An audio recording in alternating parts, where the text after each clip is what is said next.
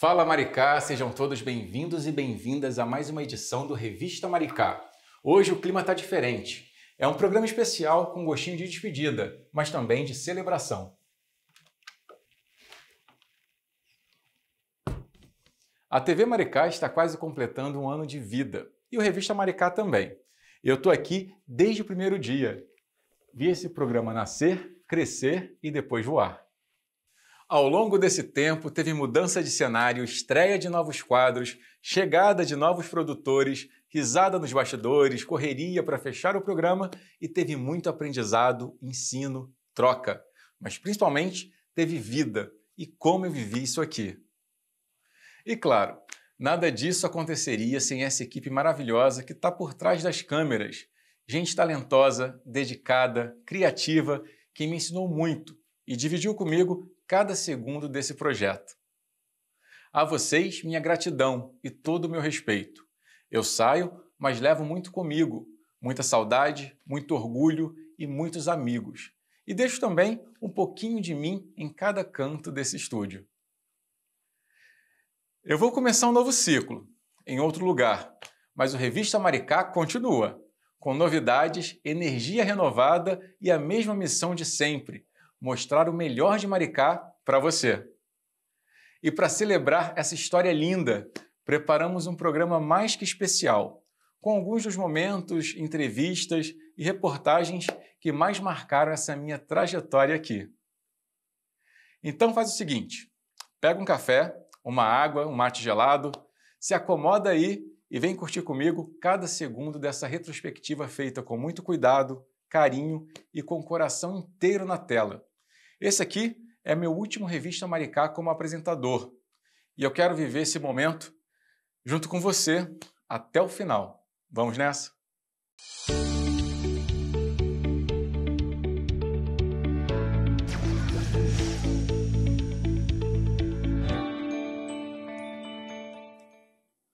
É impossível não se encantar com essa mulher. No Influenciando o Maricá de hoje, a gente relembra uma conversa incrível com Debbie Lagranha, um encontro de carisma, inteligência e muita inspiração. Vale a pena reviver esse momento que mexeu com o coração de muita gente.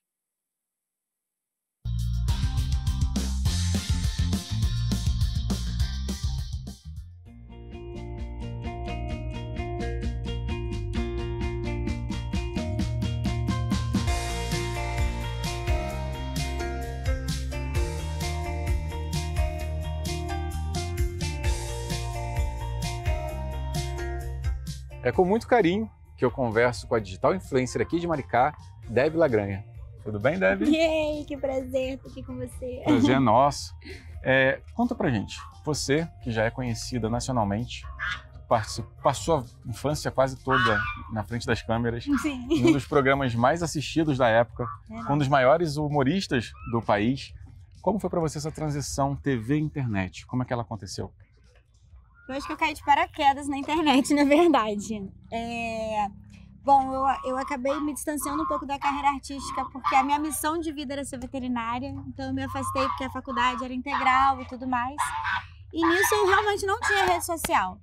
Até que eu participei de um reality show na Record, que foi o Power Couple, e aí quando eu saí do Power, eu saí com o Instagram. E aí eu realmente... Vários seguidores, já era mais de 100 mil.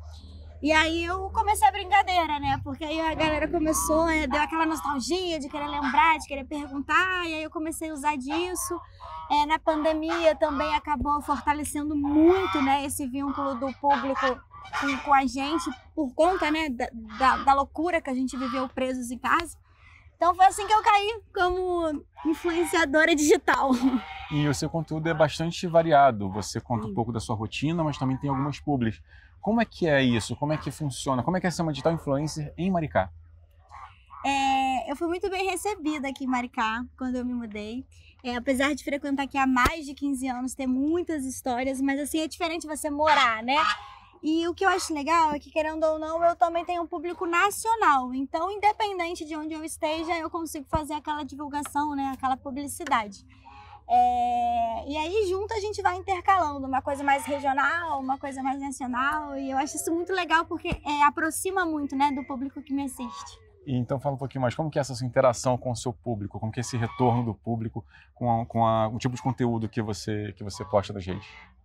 Olha, eu costumo responder todos os comentários, confesso que eu tô um pouco preguiçosa e não tenho feito muito caixinha de pergunta, enquete, porque isso também acaba criando um vínculo legal. Mas eu sempre faço muita questão, porque eu acho que é tão importante, justamente, já que a pessoa se espelha em você, né? Se a pessoa te admira, a gente tem que retribuir esse carinho, porque eu acho que a gente só é uma personalidade porque a gente, né, tem os fãs. E a gente realmente tem que ser muito grata a essas pessoas, né, que têm esse carinho pela gente.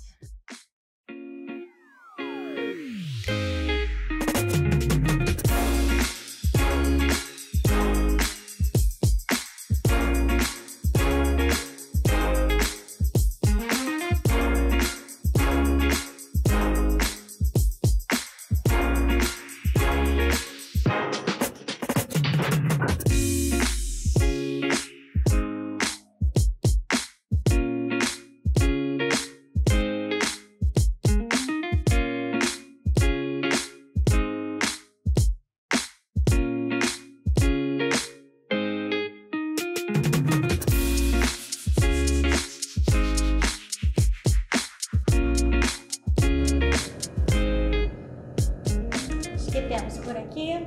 Foi.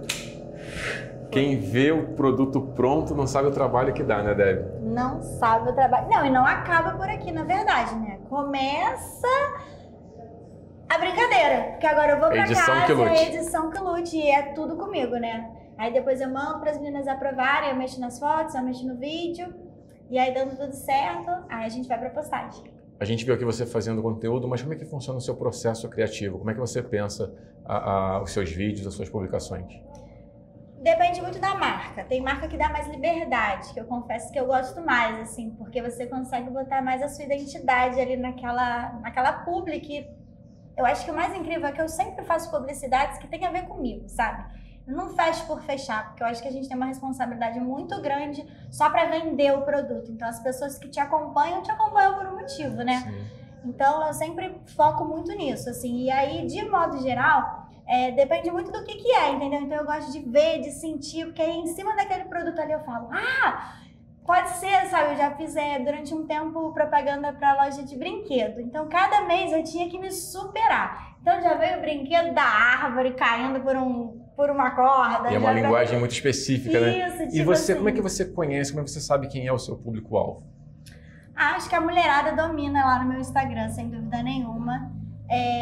Muito também pela questão da nostalgia, né? Da galera que me viu quando era criança e acompanhou meu crescimento. E hoje em dia eu sou mãe, né? Mãe de pet, mãe de 2 filhos, do Arthur e da Duda. Então a galera me acompanha muito pra saber a rotina, dica de cabelo, dica de roupa. E você consegue perceber o que o seu público quer ver? Tem esse feedback? Eu acho que eles pedem, né? Elas pedem muita coisa, assim, principalmente maternidade e cabelo. Assim, domina realmente o meu Instagram.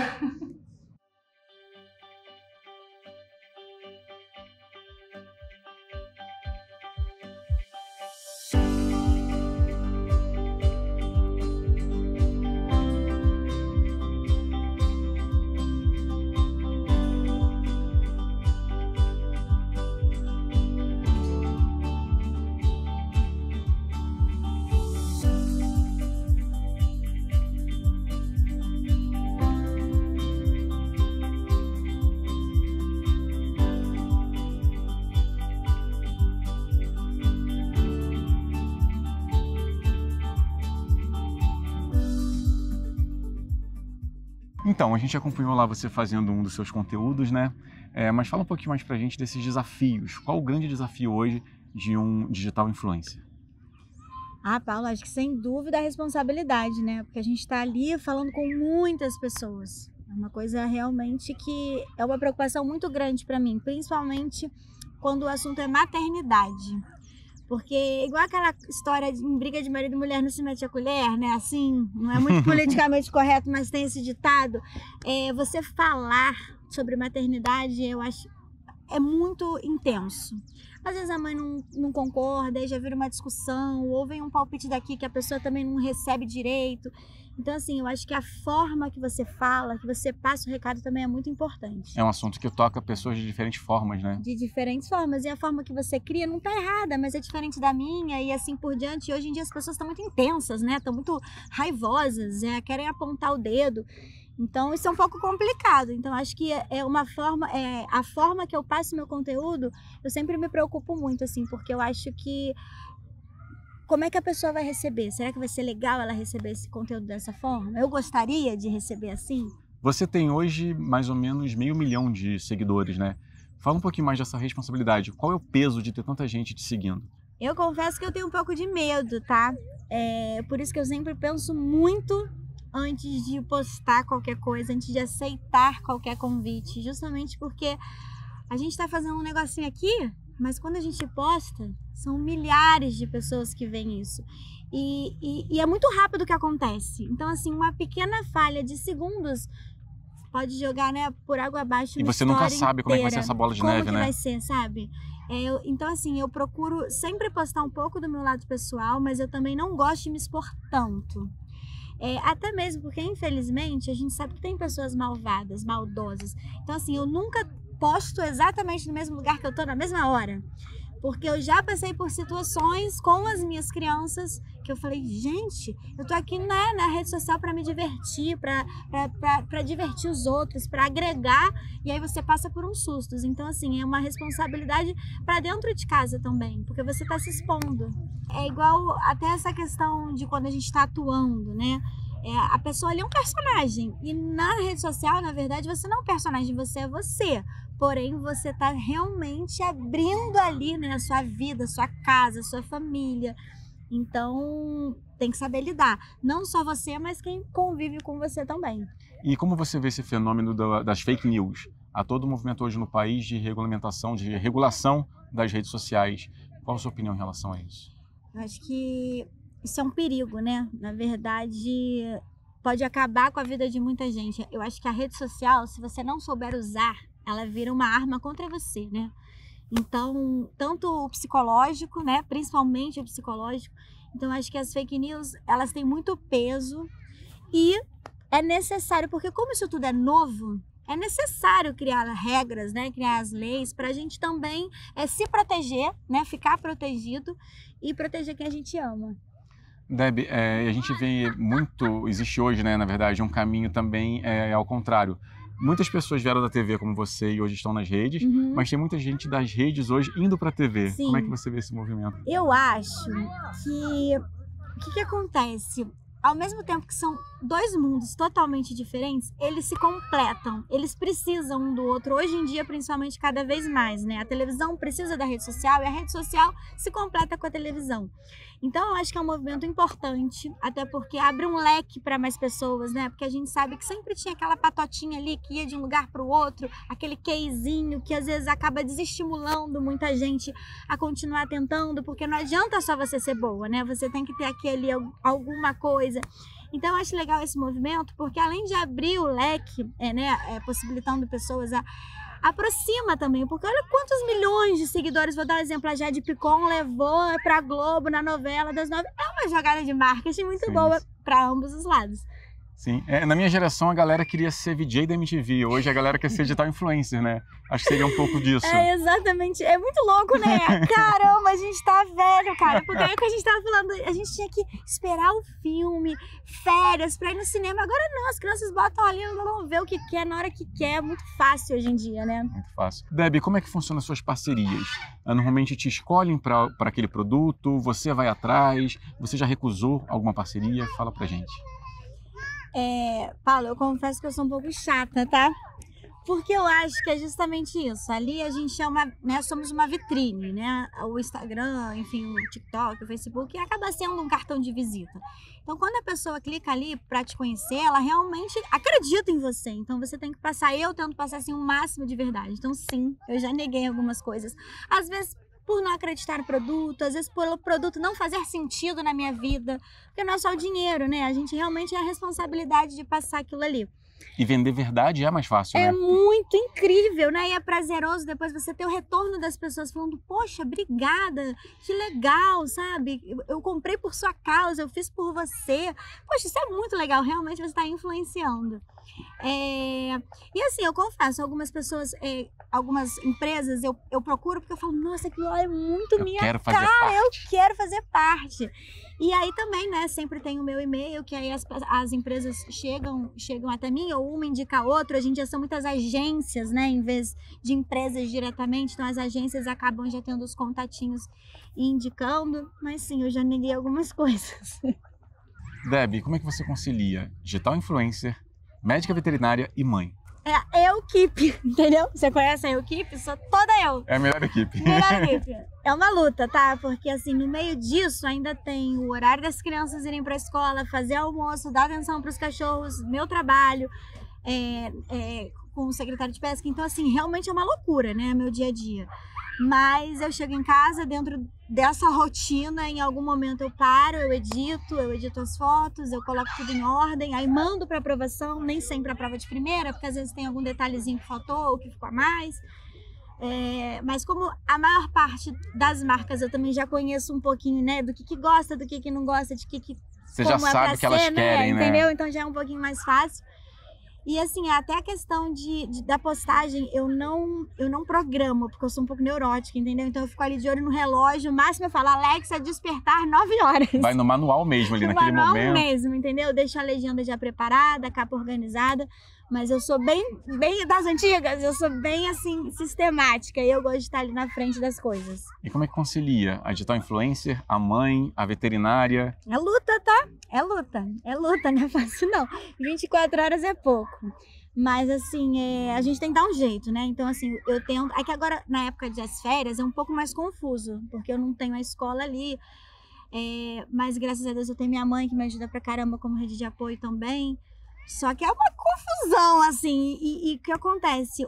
Como eu trabalho com o secretário de pesca, cada hora acontece uma coisa. Então, assim, quando eu acho que a minha vida tá toda organizada para aquele dia, tudo acontece, assim. Então, realmente, eu tô sambando conforme a música.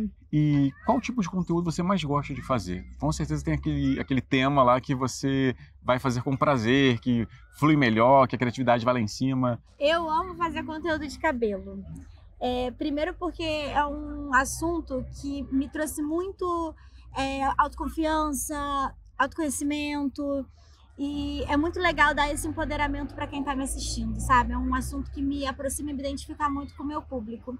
E eu adoro brincar de boneca com a minha filha, então o assunto cabelo me proporciona mexer no meu, fazer as coisas no meu, desde tratamento, penteados e tudo mais, finalizações, e no da minha filha também. Então é um momento que a gente tem um vínculo ali e brinca, e aí ela procura na internet o penteado que ela quer, e eu tenho que aproveitar, que daqui a pouco ela não vai querer mais penteado nenhum, sim, né? Que ela tá crescendo. Mas eu gosto muito de falar sobre cabelo.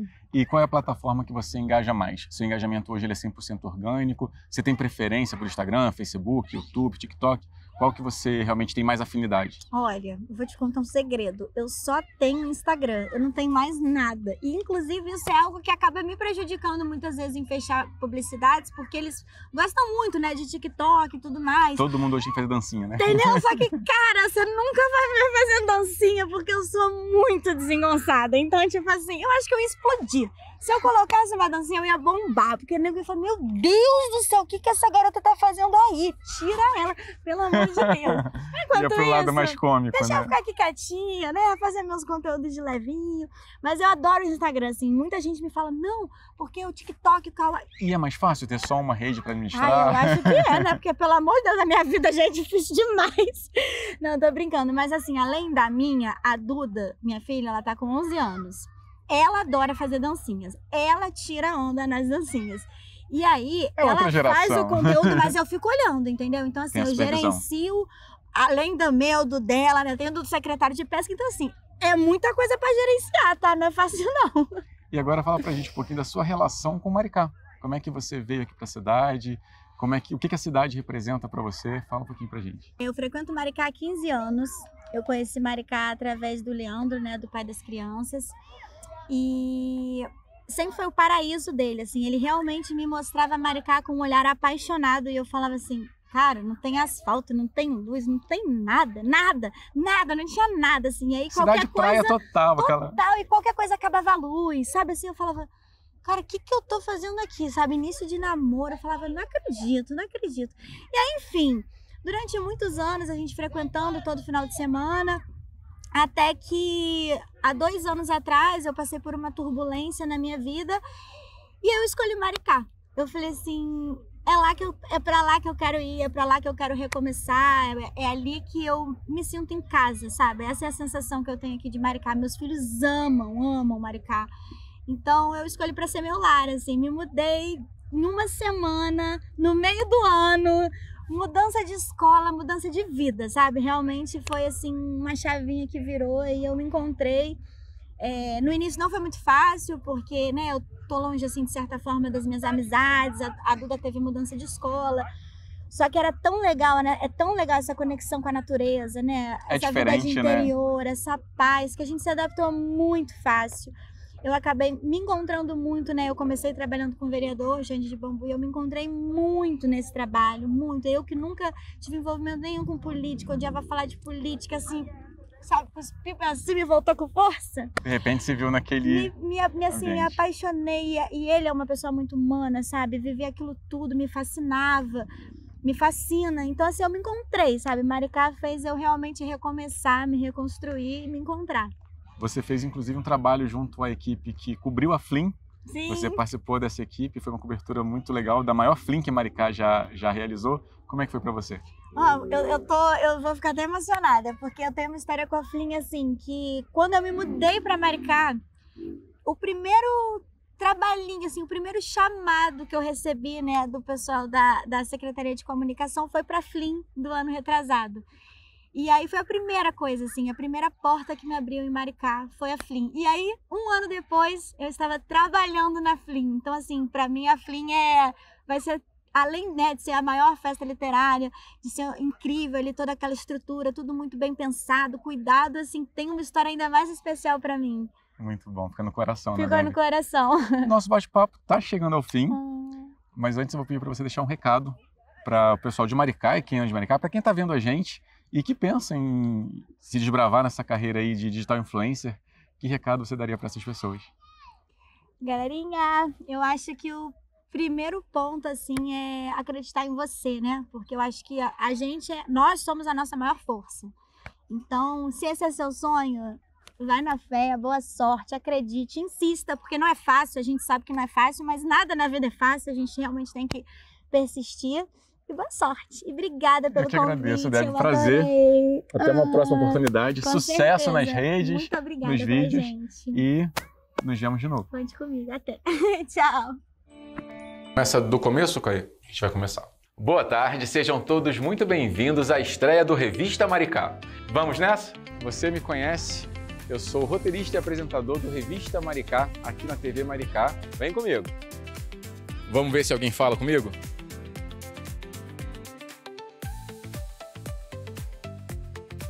Um dos patrimônios aberto ao público de... Foi mal. Aqui você vai conhecer... Foi mal. A programação completa você confere. Foi o patinho. O Violeta é o...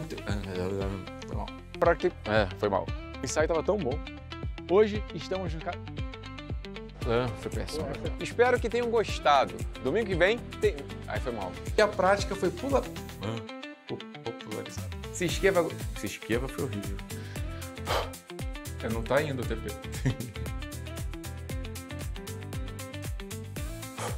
Durante os... Agora era o 2. Posso só voltar? Eu volto do qual? Peraí, agora me perdi. O que passou a ser um caminho para que ele pudesse passar... não. Aí eu volto para 2. Excelente. Tá.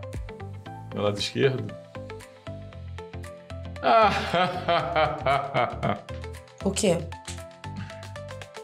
Eu não acredito. Leia. Vamos ter que fazer tudo de novo? Foi. 1, 2, 3. Isso. 1, 2, 3. 1, 2 e vai fluindo, com certeza. Vai no bracinho, sorrisão, olha pro público e aproveite, feliz da vida. Que é isso que é o Carnaval em São.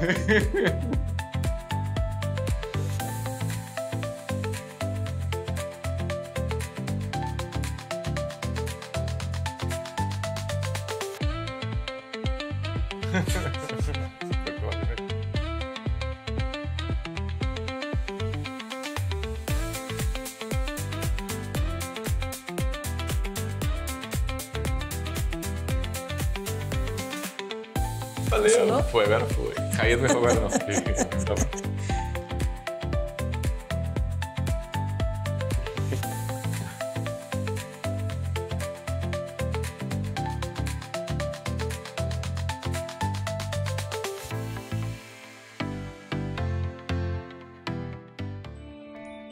Um dos maiores nomes do nosso esporte.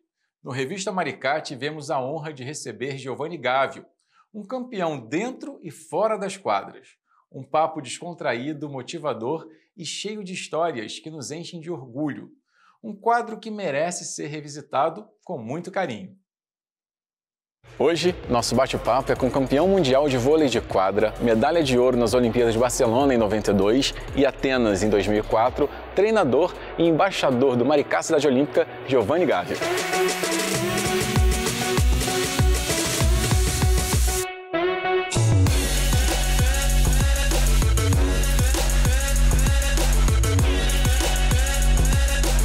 Giovanni, conta pra gente, como foi a sua iniciação no mundo dos esportes e como o vôlei entrou na sua vida? Olha, eu pratico esportes desde muito jovem. Eu sou caçula, tenho 3 irmãs, meu pai era militar e eu fazia muita bagunça em casa. E ele disse, não, você quer brigar com alguém, você quer fazer bagunça, vai fazer com alguém do teu peso, dentro de regras. E assim comecei muito cedo no judô. Eu sou bicampeão mineiro de judô. Isso na minha infância, né? 7, 8, 9, 10 anos. Então foi uma iniciação ao esporte meio que forçada, mas me identifiquei logo, me apaixonei e tenho certeza que essa fase foi muito importante depois para o vôlei, porque né, no judô você aprende a cair, você aprende a treinar, você aprende a ter disciplina, respeitar os companheiros, né? Respeitar o mestre. Então foi muito bacana. Depois, a seleção brasileira de vôlei foi vice-campeã mundial em 82, vice-campeã olímpica em 84. E aí todo mundo falava de vôlei, né? Minha sala inteira começou a jogar vôlei, eu era alto, né? Tinha dentro de casa um exemplo da minha irmã mais velha, Gisele, que também jogava vôlei. E assim fui pro vôlei. Me apaixonei. E fui descobrindo que tinha algumas facilidades, ou melhor, algumas habilidades natas, né? Primeiro eu tenho uma envergadura muito grande e salto bastante, né? Eu saía quase 1 metro do chão, então eram habilidades que me ajudavam muito, né? Então quando eu atacava, pegava a bola muito alta. E isso foi me colocando em destaque. Assim, foi um clube em Juiz de Fora, que é a minha cidade natal, depois fui convocado para a seleção mineira, fui convocado para a seleção brasileira juvenil, troquei Juiz de Fora por São Paulo, né, para uma equipe profissional, e aí explodiu. Daí foi já seleção brasileira e tudo mais. Giovanni, você se lembra da sensação de vestir a camisa da seleção brasileira pela primeira vez? Sim, foi no Campeonato Sul-Americano Juvenil, que a gente jogou na Venezuela, e era o meu grande sonho, né, de infância, fazer parte da seleção brasileira. A minha irmã já tinha vestido a camisa da seleção brasileira infanto também, e eu dizia, né, pô, se a minha irmã foi, eu também posso, né? Mas foi sim um momento mágico, porque é um momento que eu esperava muito, eu queria muito, isso na seleção juvenil. Logo depois aconteceu um torneio nos Estados Unidos, isso já foi em 89, eu tinha já meus 18 anos, e alguns jogadores da seleção juvenil foram convocados para disputar esse torneio nos Estados Unidos. Então foi a primeira vez que eu vesti a camisa da seleção brasileira adulta, foi num torneio e foi mágico, né? Porque, poxa vida, ali não era uma certeza, mas era algo que fazia com que, poxa, acho que está dando certo. Muitos devem ser os desafios, né, para se tornar um atleta de alto nível. Quais foram seus desafios e o que te motivou a nunca desistir do voleibol? Acho que foi primeiro uma paixão, né? Eu me apaixonei e acho que quando a gente se apaixona por alguma coisa, a gente se dedica muito. Um grande desafio foi deixar, né, o conforto da minha casa, o convívio do meu pai e da minha mãe com as minhas irmãs e ir morar em São Paulo, numa casa do atleta, outros tantos jogadores vindo de várias regiões do Brasil. Né? Esse foi o desmamar, vamos dizer assim, né? O cortar o cordão umbilical ali foi talvez um momento desafiador. Né? Mas eu nunca olhei para trás, né? Eu nunca tive medo. Pelo contrário, essas oportunidades desafiadoras sempre me motivaram, porque eu percebia que a cada mudança, a cada decisão dessa, eu ia chegando mais perto do meu sonho, que era vestir a camisa da seleção brasileira, que era ser um jogador de vôlei, né, nas Olimpíadas. Então, de certa forma, o dia a dia é extremamente desafiador. Né? A gente aprende a sentir dor depois do treino, né? Porque o treino é muito exaustivo, a exigência é muito grande, a gente está se adaptando ainda, né? Então, esses processos de adaptação da quantidade de treino, por exemplo, que vai aumentando com o passar do tempo, né? Mas a paixão era muito grande, então desisti jamais. Em 1992 eu tinha apenas 12 anos e eu me lembro muito bem da euforia que foi a Olimpíada em Barcelona e a medalha de ouro que o Brasil trouxe pra gente. Na época a gente parou de jogar futebol nas ruas e começou a jogar voleibol, não tinha ainda bola, não tinha rede, então a gente improvisava com cordas. Realmente foi um momento diferente para o Brasil. Como é que é para você ter feito parte dessa seleção de ouro que ajudou a popularizar ainda mais o voleibol no país? Foi um momento mágico, né? Assim como para você e para milhões de brasileiros, para a gente também fazer parte de toda essa transformação do voleibol. Porque a geração anterior, a minha, que era Renan, Montanaro, Bernard, né? Foi uma geração vitoriosa também, apesar de não ter ganho a medalha de ouro, eles, por exemplo, me inspiraram. Eu queria ser, né, o que eles tinham conseguido ser. E de repente a gente se viu campeão olímpico. Né? Nos tornamos os Golden Boys. Quando eu saí de Barcelona e cheguei em Juiz de Fora, foi feriado. O prefeito decretou ponto facultativo para poder receber o Giovanni na praça. Comida, bebida, trio elétrico, uma festa, 3 dias de festa. Eu não sei quem pagou, eu não fui. Mas foi muito festejado realmente. Daquele dia em diante, nossas vidas se transformaram. Né? Todo mundo queria saber um pouco do que a gente fazia, como que a gente fazia. Nos tornamos populares, vamos dizer assim, né?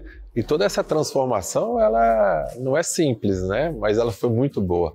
E eu fico muito contente de ter tido essa oportunidade, né? Junto com meus companheiros ali, de deixar um nome na história, construir a primeira grande conquista do esporte coletivo para o Brasil, num momento onde o Brasil estava numa situação bem sofrida politicamente e tal. Então, foi espetacular, foi sensacional. Realmente, às vezes eu paro e falo assim, cara, que isso aí foi de verdade? Agora, durante a pandemia, nós tivemos aí várias reprises dos jogos, né? E pude acompanhar jogo a jogo. Afinal, até a gente fez uma reunião virtual de todos os jogadores com a comissão técnica para assistir o jogo juntos. Foi emocionante, realmente foi uma conquista e tanto. Giovanni, qual é a diferença do gosto da medalha de 2004 para a medalha de 1992? Eu acho que em 92 a gente não tinha muita noção do que realmente representava essa grande conquista, apesar de, óbvio, a gente ter uma ideia. Mas 2004 é como se fosse a bola cantada, né? A gente tinha, sim, uma das melhores seleções do mundo. Em 92 a gente tinha muita dúvida se a gente ia ganhar realmente. O nosso sonho, talvez, quando a gente estava chegando em Barcelona, era, poxa, vamos ficar em 4º lugar, legal pra caramba. Atenas não, Atenas a gente queria o ouro, né? Já era uma geração que tinha vivenciado já uma conquista da Liga Mundial, melhor 2, já era uma geração madura, né? Com jogadores que sabiam o seu lugar, o seu máximo, né? Então, de certa forma, acho que a gente até aproveitou mais a conquista de 2004. Falando agora da sua transição de jogador para treinador, foi natural, programado? Como é que aconteceu? Foi mais ou menos programado, né? Eu comecei a ter essa vontade nos últimos anos, né? Em 2003, por exemplo, tomando café com o Bernardinho, eu perguntei, Bernardo, tô querendo me virar treinador, o que você acha, né? Aí ele me deu um conselho e tal, acho que ele tinha razão, ele disse que se eu tivesse disposto a suportar todo aquele processo novamente, né? Processo de treino, processo de ficar longe da família, tudo isso, assim como eu fiz como jogador, se a resposta fosse sim, eu me tornaria um bom treinador. E dali em diante eu virei a chave, né? Fiquei 2 anos como gestor em Florianópolis e depois eu falei, não, eu quero ser treinador. E aí mergulhei nessa nova, vamos dizer assim, nesse novo papel, né? Fui treinador durante 12 anos, consegui ser treinador da Seleção Brasileira Juvenil, 6 anos, participei de 3 campeonatos mundiais, ficamos em 3º lugar em 1. Então foi um momento, como treinador fui campeão brasileiro, né?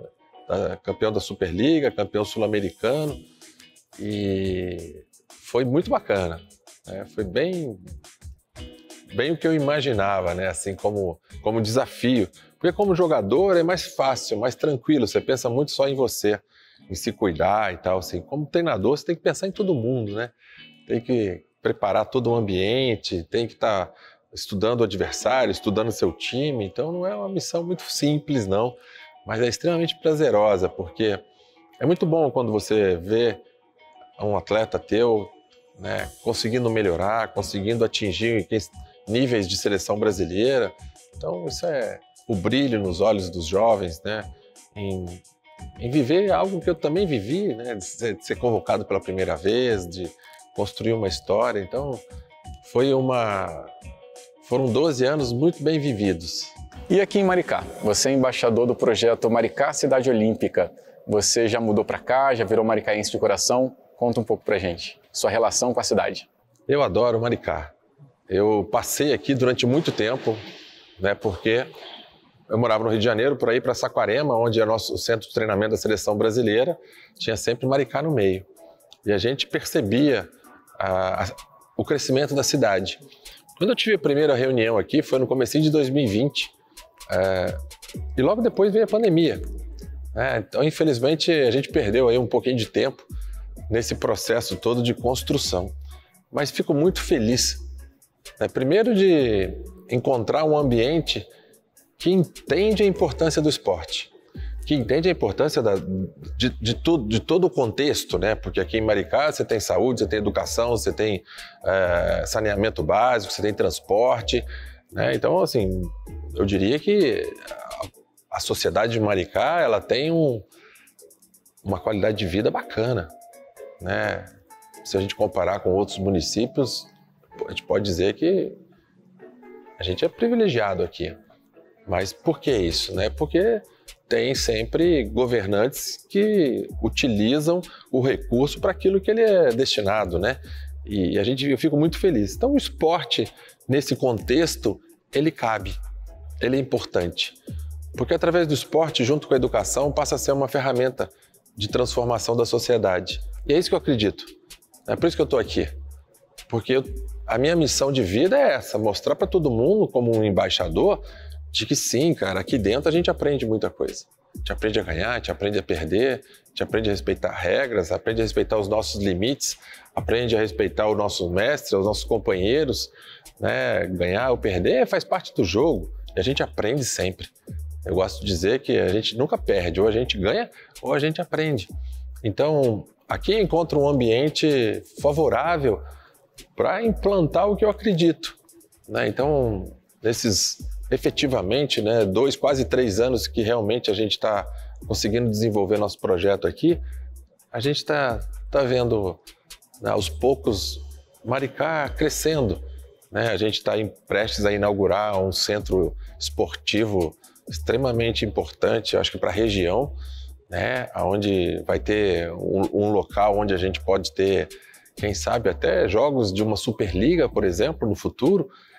Eu sou sonhador, por mim, eu vou em frente e a gente vai colocar Maricá no cenário nacional, quem sabe até mundial, de alguns esportes. O meu objetivo é esse aqui sim, mostrar para a comunidade, para a sociedade de Maricá, que aos poucos a gente está se preparando para mostrar para o mundo a nossa qualidade, para mostrar para o mundo o trabalho que tem aqui dentro.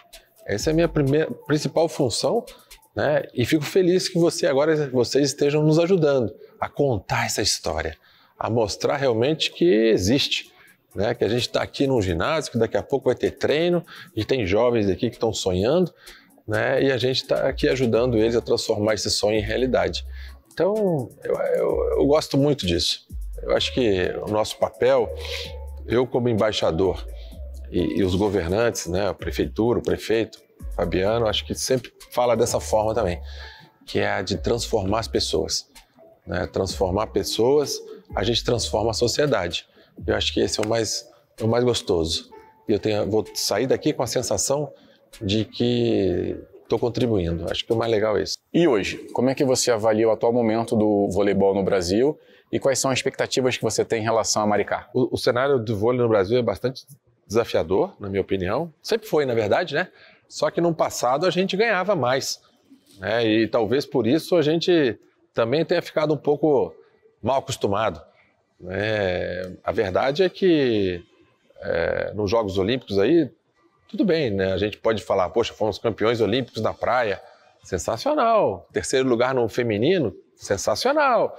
Mas o masculino está sofrendo, né? Então, esse é um tema extremamente importante, porque o voleibol passou a ter um papel de destaque no cenário do esporte brasileiro, e a gente cobra bastante, né? Então, eu acredito que... Como que eu gostaria de ver Maricá, tá? Sendo um agente que contribui para esse processo de crescimento do voleibol brasileiro. É isso que a gente está procurando construir aqui. Né? Aos poucos ainda, porque nosso projeto aqui ele é muito ainda regional, né? Contempla mais atletas da região, e eu acho que isso é muito bacana, mas a gente tem tudo para assumir um papel de protagonista nesse processo de contribuir para que o voleibol cresça como um todo. Aqui a gente tem praias sensacionais, então a gente está pensando aí, montando projetos de vôlei de praia cada vez mais consistente, cada vez melhor. Maricá, por exemplo, já sediou no ano passado aí uma etapa do circuito brasileiro de vôlei de praia, e eu acho que isso vai acontecer novamente. Aos poucos a gente, tô aqui, tá? Eu acho que esse é legal. Eu fico feliz de fazer parte desse movimento. É um movimento que, assim, não é simples transformar um jovem num campeão olímpico. Não é. Mas talvez seja menos desafiador transformar um jovem num adulto feliz, num adulto que tenha sucesso, num adulto que aprendeu na juventude, né, os valores do esporte, os valores olímpicos, da amizade, do respeito, da excelência. Eu acho que esse talvez seja o maior papel nosso, mas no fundo a gente quer campeões também.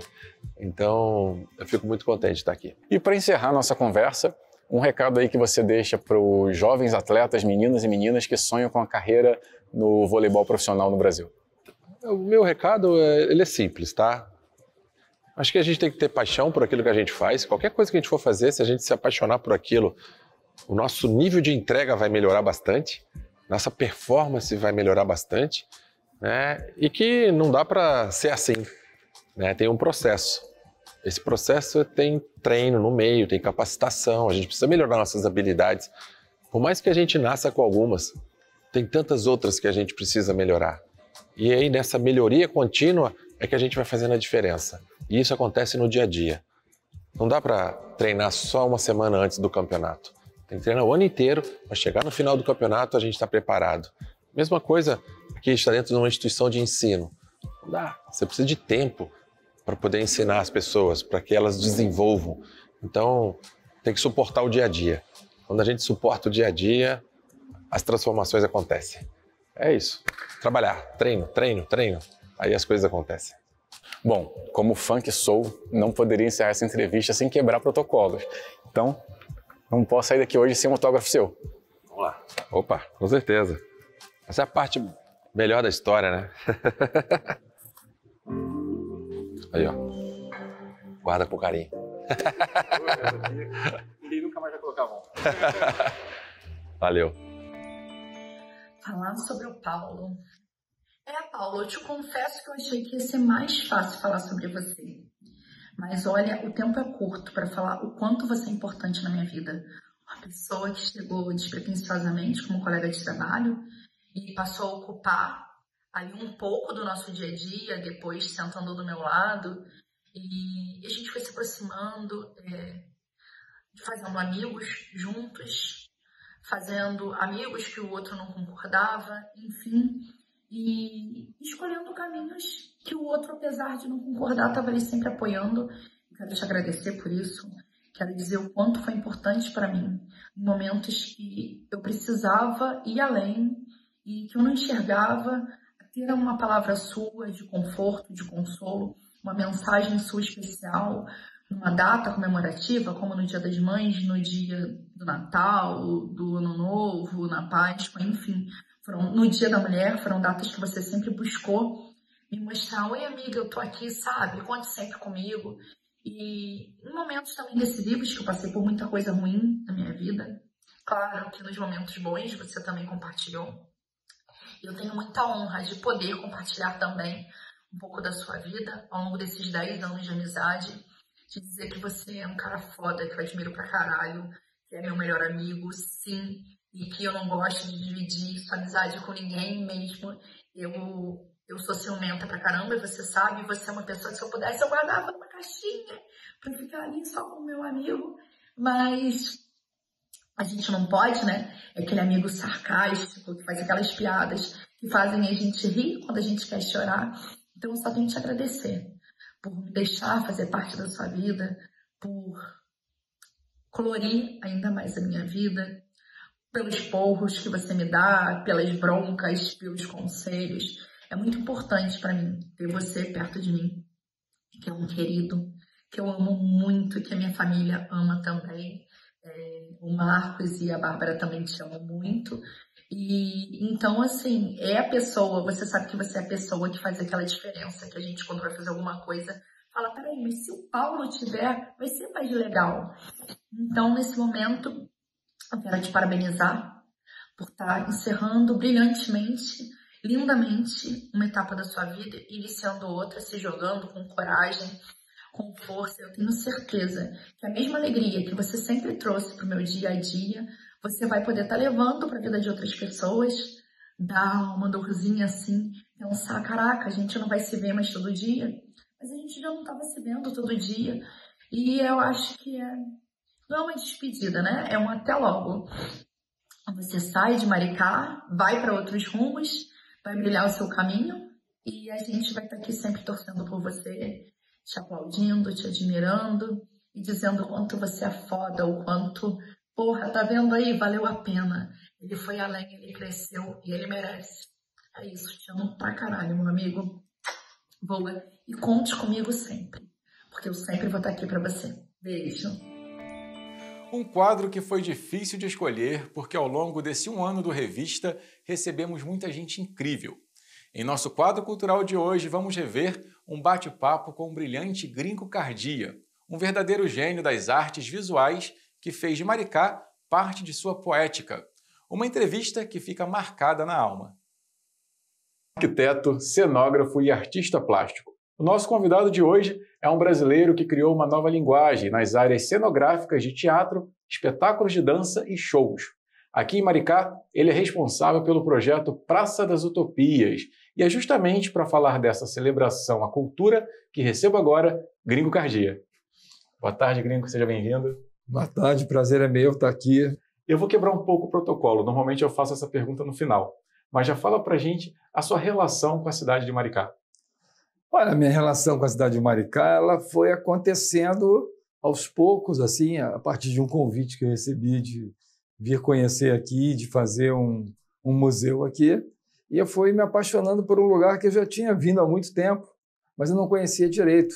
E quando eu vi, na verdade, essa natureza que tem aqui, assim, incrível, entendeu? Eu falei: nossa, que lugar bacana, assim. E começou, na verdade, a aprofundar essa relação, entendeu? E começaram, esse primeiro trabalho se desdobrou em vários outros trabalhos e acabei ficando maricaense quase, né? Já é um maricaense de coração, né? Sim, sim, já sou um defensor de Maricá, entendeu? Eu, na verdade, falo para as pessoas como aqui ainda a natureza é forte e ainda é preservada, entendeu? Isso é uma dádiva, né? Porque você vê os lugares sendo todos assim, deteriorados pelo desenvolvimento, né? E aqui essa preocupação e esse olhar social que tem aqui, que é um diferencial para o Brasil inteiro, que é muito bacana isso. Para um país como o nosso, entendeu? Ter uma cidade modelo assim, além de ter a natureza, ter esse olhar social, essa coisa tão forte assim, eu acho isso espetacular. É uma cidade realmente especial. Gringo, em 2019, eu estava presente, teve aqui em Maricá, lá em Cordeirinho, na Casa da C. Ribeiro, o lançamento do projeto na época era Cidade do Samba, Cidade das Utopias. Orla do Samba e das Utopias. Foi em 2019, logo depois veio a pandemia. Conta pra gente como é que começou essa ideia de transformar Maricá nessa cidade das artes, essa Orla das Artes e das Utopias. Porque na verdade fui procurado assim pela prefeitura porque eu fiz uma casa em Salvador chamada a Casa de Jorge Amado, que é uma casa que na verdade era onde ele morou e a partir dali a gente contou um pouco da história da Bahia, a história dele.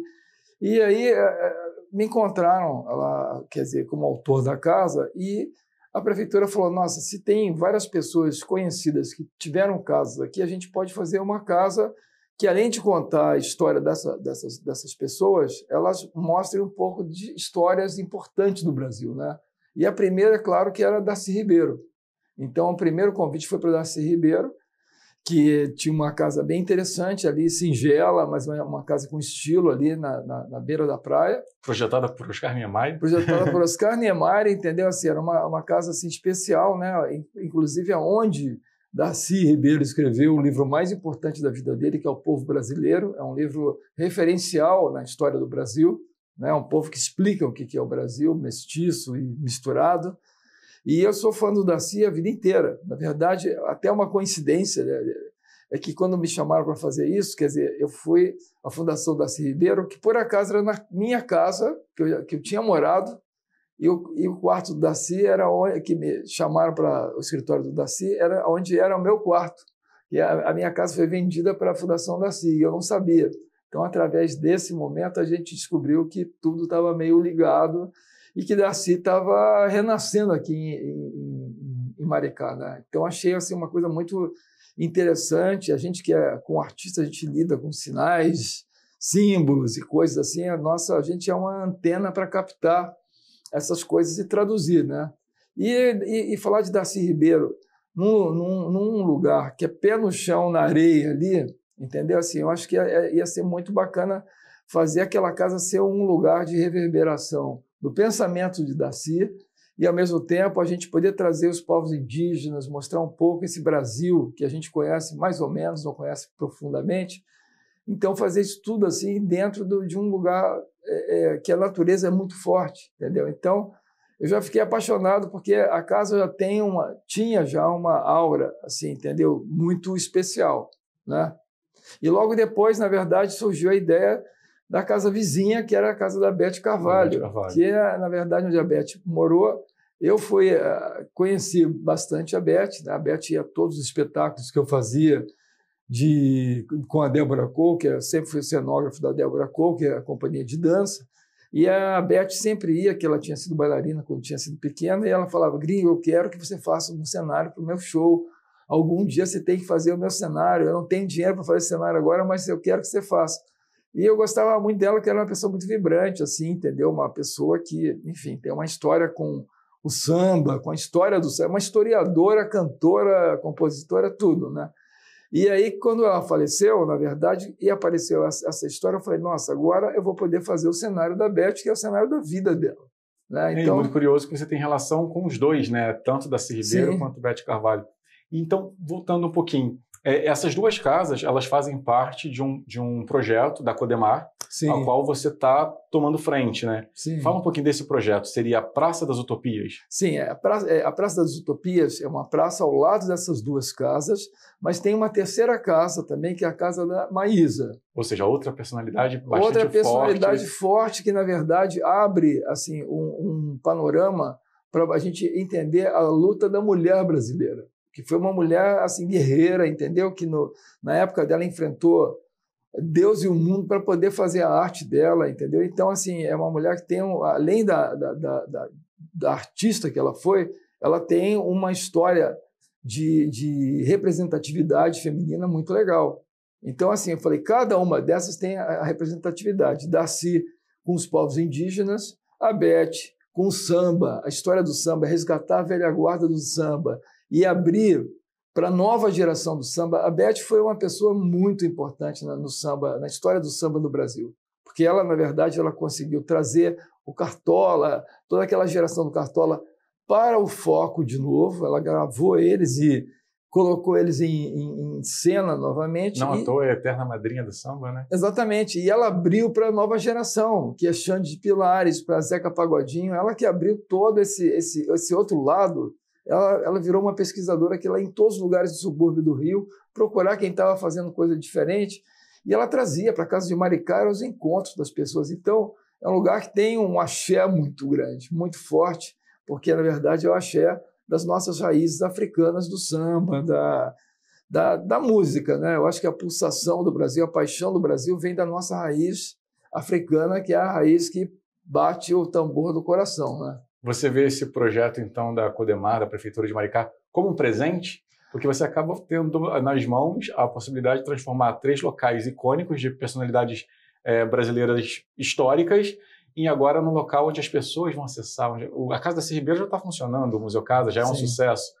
Como é que você encara, então, essa missão? Olha, essa missão, para mim, é um presente eu poder ser o tradutor de uma história tão bonita, porque eu acho que o meu trabalho, assim, sendo cenógrafo, diretor de arte, artista visual, que eu fiz durante a vida inteira, nos últimos 20 anos, os museus do mundo começaram a me chamar para ressignificar a maneira de expor as histórias. Então, eu virei um contador de histórias. E essas histórias são histórias maravilhosas, que são histórias que, na verdade, enaltecem o Brasil, o povo brasileiro. E você vê Maricá, entendeu, fazendo isso, é muito bacana como exemplo do Brasil.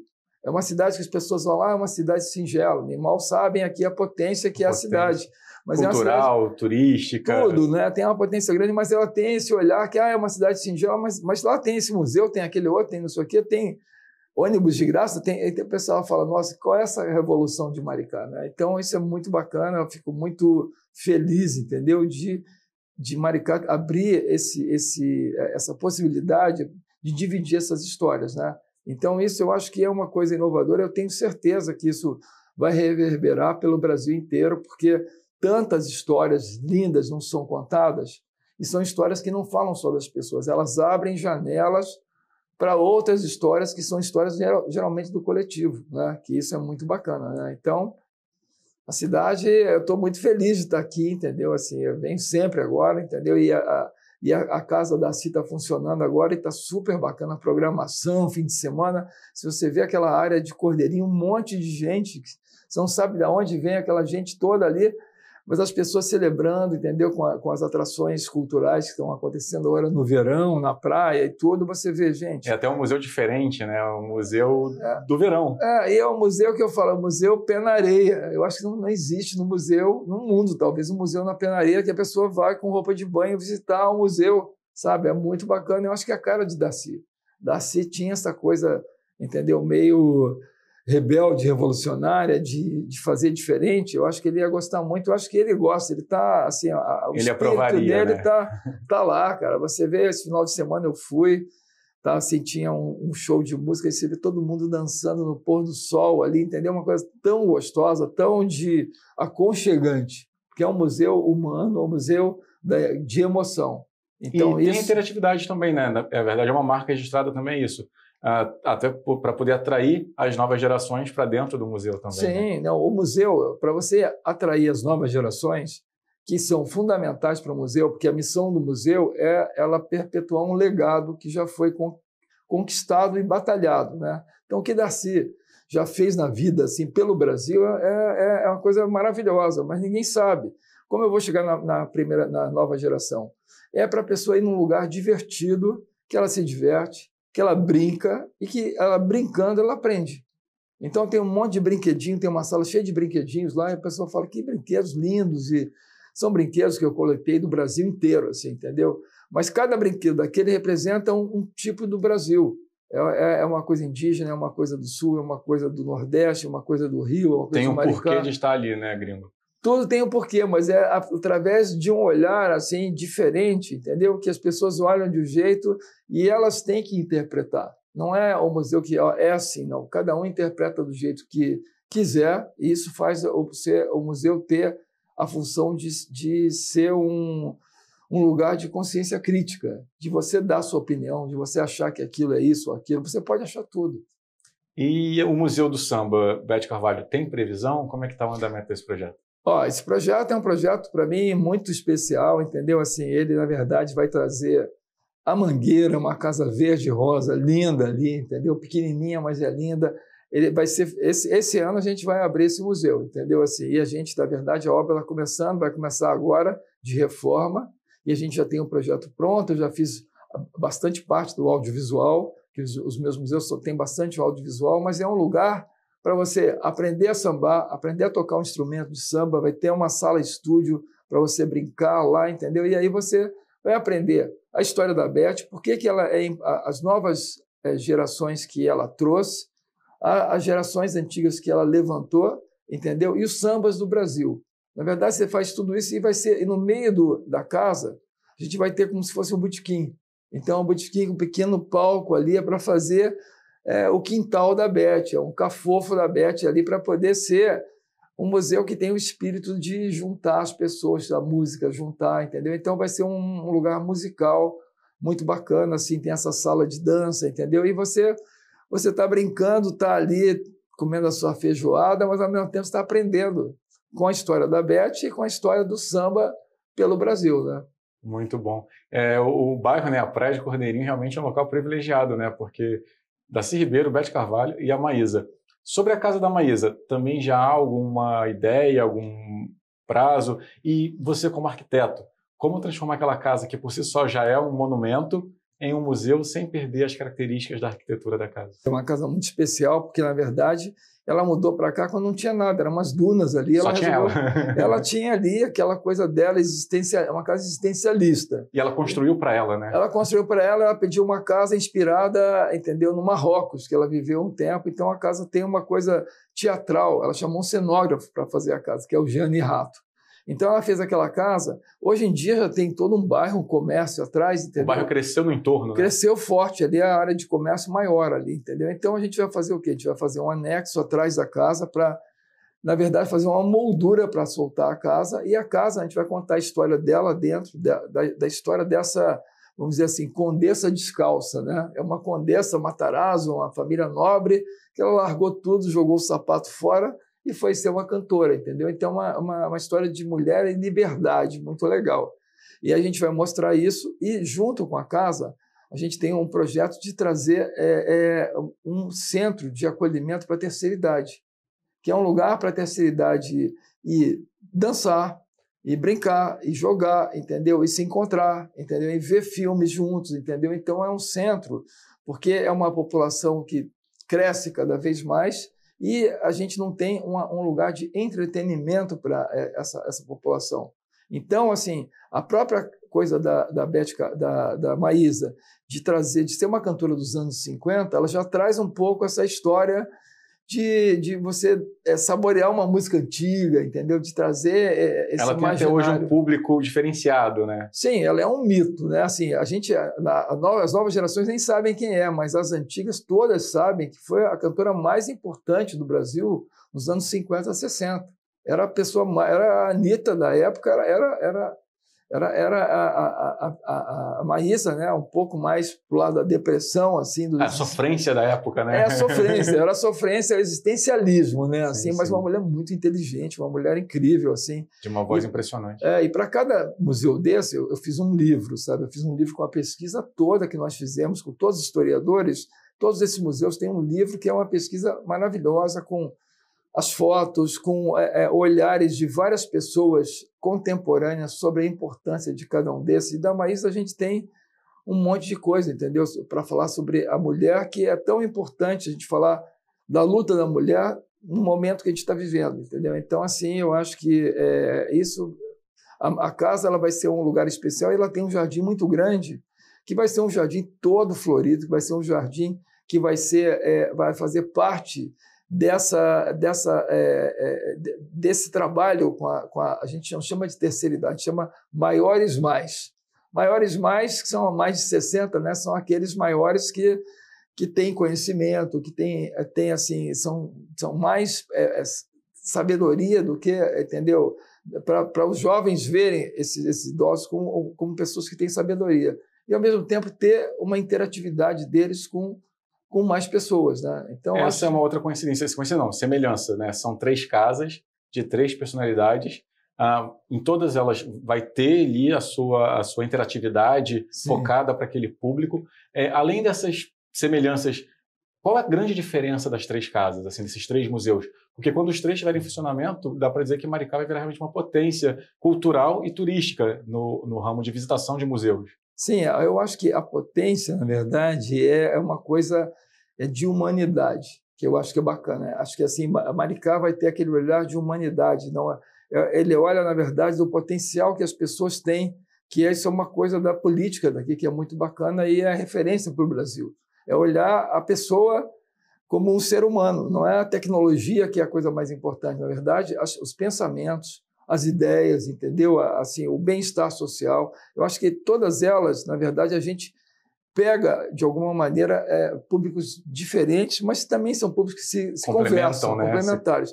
E a gente tem uma praça, que é essa Praça da Utopia, que a gente não falou, que é uma praça bem entre as casas, que é uma praça que a gente, na verdade, quando eu vim aqui, eu falei assim, pô, é tão legal esse lugar, mas quem vem de longe tem que ter uma infra para a pessoa ir. Ela vem numa praia, mas onde é um vestiário, um banheiro, um lugar para deixar as coisas? Não tem. Então vamos fazer nessa praça um lugar que são os vestiários, masculino, feminino, lugar para tomar banho, lugar para trocar fralda de bebê, para um monte de coisa. A gente tem essa infra, a gente tem um mini market, entendeu? A gente tem uma torre para você poder olhar a imensidão de Maricá, e a gente tem, na verdade, um lugar também para as crianças brincarem, entendeu? Então, ou seja, além dos museus, é uma área, um espaço em comum, justamente para convivência. É um espaço de acolhimento, né? Eu digo de acolhimento, convivência, e a gente, é claro, que vai ter o nosso palquinho pequeno para ter as rodas de samba, entendeu? O pessoal do... Fomentar mesmo essa cultura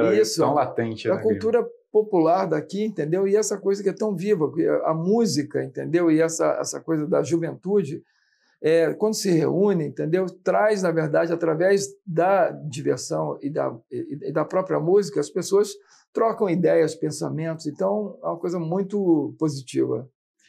Você já trabalhou com grandes personalidades, artistas brasileiros, Ivete Sangalo, Xuxa, Daniela Mercury. Qual a grande diferença de fazer cenografia para shows, espetáculos teatrais e fazer toda essa estrutura elaborada para museus? Olha, eu acho que para mim é um presente. Eu já fiz cenário e capas de disco e clipes de quase todo mundo de música no Brasil. Já trabalho desde os anos 80 nisso, né? Então, assim, eu acho que... Até por o Circo de Soleil também tem... Sim, eu já dirigi com a Débora Coker, nós fizemos um espetáculo do Circo de Soleil chamado Ovo, né, que está em cartaz há 17 anos, mais ou menos, entendeu? Assim, a gente está pelo mundo ainda em turnê fazendo esse show. Agora até acabamos de fazer uma revisão dele. Mas há uma fórmula para esses trabalhos ou cada trabalho é único, a história é única, a pesquisa é única?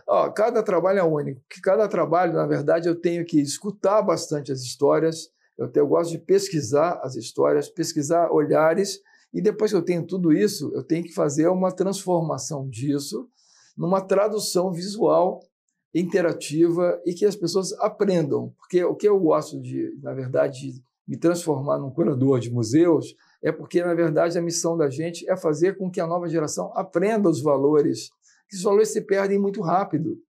As pessoas já não sabem quem são os artistas que eu gostava na minha época, hoje a juventude nem sabe quem são.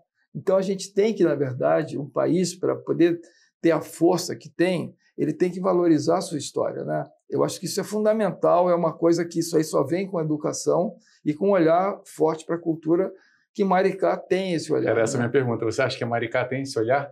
A gente está falando de 3 artistas que não nasceram na cidade, mas que abraçaram Maricá. Sim. E aí Maricá buscando justamente resgatar a memória desses artistas e levar isso para as novas gerações. Eu acho que Maricá tem todo esse olhar para a cultura que é muito bacana, e eu acho assim, primeiro, para poder trazer essas pessoas que vieram de fora, mas que, na verdade, quase todas terminaram a vida aqui em Maricá, né? Que é um lugar assim de contemplação, é um lugar mágico, assim, entendeu? E, na verdade, isso aí a gente junta com as histórias de Maricá, não são só as histórias de fora. Cada museu desse, a gente entrevista um monte de gente da cidade para ver quais são as conexões que essas pessoas têm com os assuntos diferentes, com o Darcy, com o Beth, com o samba, com a mulher, com Maísa, entendeu? Então, eu sempre faço um museu para a cidade. Primeiro. É um sentimento de pertencimento mesmo, né? Exatamente, é um museu de pertencimento da cidade, para você pensar como cidadão, assim, entendeu? Olha, eu me vejo naquele museu, eu tenho a ver com o Darcy Ribeiro, entendeu? E aí, a partir daí, o turismo vem em seguida, porque o turismo só vai aonde tem energia, onde tem uma coisa vibrante, entendeu? Não existe museu feito para turista. Isso aí, na verdade, é um museu sem alma. O museu com alma é um museu que, na verdade, ele traduz a cidade que ele está, entendeu? E também mostra personagens do Brasil, né? Que eu acho que é muito legal você, na verdade, essa coisa bairrista de cidades e tudo mais, na verdade, quando você engloba, quando você pega uma pessoa, um mineiro como é o Darcy, uma paulista como é a paulista não, acho que ela é do Espírito Santo, a Maísa, entendeu? Então, assim, na verdade, você torna essa cidade como uma cidade chamada Brasil, né? Eu acho que isso é uma coisa bacana, que eu acho que Maricá tem, e acho assim, fico muito feliz de poder estar junto nessa história de crescimento e desenvolvimento que está acontecendo aqui. A Maísa escreveu, né, no diário dela, só fui feliz em Maricá, né? É muito simbólica essa frase. Gringo, o bate-papo está chegando ao fim. Eu vou pedir então para você fazer um convite para quem é de Maricá e para quem não é de Maricá, vir a Maricá, conhecer os museus, conhecer um pouco mais da nossa cultura e da história dessas personalidades que fizeram história aqui na cidade. Queria convidar vocês todos a virem a essa cidade incrível que é Maricá, entendeu? Tem uma barra de Maricá a gente chamou Península das Utopias, sabe? E nessa península você vai encontrar casas como a Casa Darcy Ribeiro, a Casa Beth Carvalho e futuramente a Casa Maísa, e junto com elas uma praça chamada Praça da Utopia. São museus, que eu já fiz vários museus no mundo, mas esses museus são especiais, são todos museus que é pé na areia. Você está aqui, o mar está na tua frente. Então, contam histórias maravilhosas, eu acho que vale muito a pena você passar um fim de semana aqui, porque você vai ficar muito tempo, os conteúdos são imensos, a natureza é linda, o pôr do sol é incrível, quando você vê, o tempo já foi. Então, você tem que ficar mais tempo e você vai se apaixonar. Convite feito. Gringo, obrigado mais uma vez. Um prazer, uma honra ter você aqui no Revista Maricá. Obrigado a você. Paulo, meu filho, eu fico muito feliz pela nova jornada que você vai seguir e te desejo tudo de bom na sua vida e você continue sendo essa pessoa que você é. E mamãe te ama muito, tá? Fica com Deus, que Deus te proteja por onde você andar, tá bom? Tio, que o Senhor tenha uma ótima jornada, tá? Que Deus te abençoe e te amo muito. Tio, que você tenha uma ótima jornada, que Deus te abençoe e eu te amo muito. Natinho, gostaria de parabenizar você por essa nova conquista, tá? Tô muito feliz por você, já deu tudo certo, tá bom? Que Deus te abençoe e que você progrida cada vez mais na sua vida, tá? Um beijo, te amo. Oi, meu irmão amado. A gente se conhece desde que você tinha apenas 15 anos. E de lá pra cá não nos desgrudamos mais. A vida foi passando e essa conexão foi ficando cada vez mais forte. Colecionamos várias memórias no coração e uma delas brilha com mais magia e fantasia. A nossa primeira vez na Disney juntos. Um sonho realizado com direito a sorrisos largos, brilho nos olhos e aquela sensação de que tudo é possível, principalmente quando eu e você estamos juntos.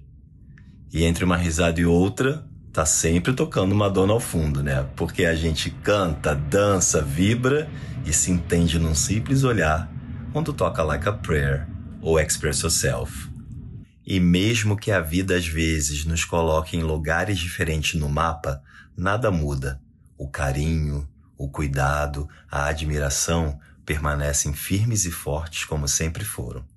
Você é meu irmão, meu parceiro de vida, meu amigo. E eu só posso agradecer por tudo que vivemos e ainda vamos viver juntos. Porque o amor verdadeiro, esse não precisa estar perto para ser sentido. Te amo, irmão. As externas sempre foram desafiadoras, principalmente quando a missão era mostrar as belezas naturais de Maricá. No quadro de turismo, vamos refazer a trilha inesquecível até a Gruta da Sacristia, um passeio que misturou aventura, contemplação e muito amor por Maricá. Hoje estamos a caminho da Gruta da Sacristia, esse paraíso preservado de Maricá. Aqui onde eu estou é possível chegar tranquilamente de carro, mas desse ponto em diante vamos caminhando, porque a gruta é logo ali. Vem comigo!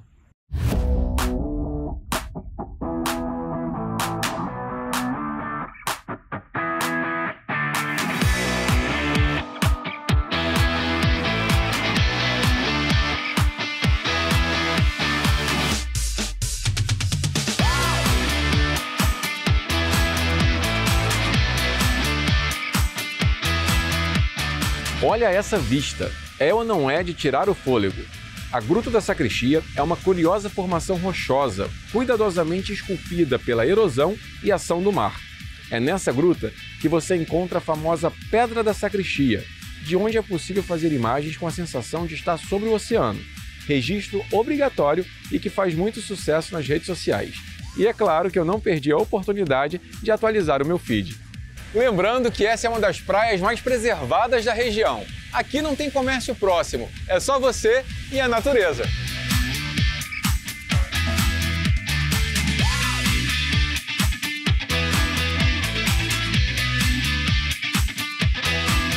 Pode trazer a sua água, o seu lanche, protetor solar, mas na hora de ir embora não esqueça de recolher todo o seu lixo. A Sacristia agradece.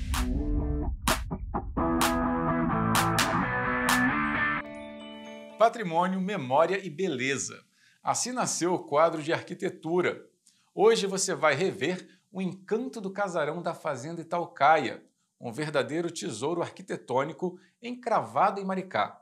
Uma daquelas matérias que a gente faz com o coração aquecido de orgulho e respeito.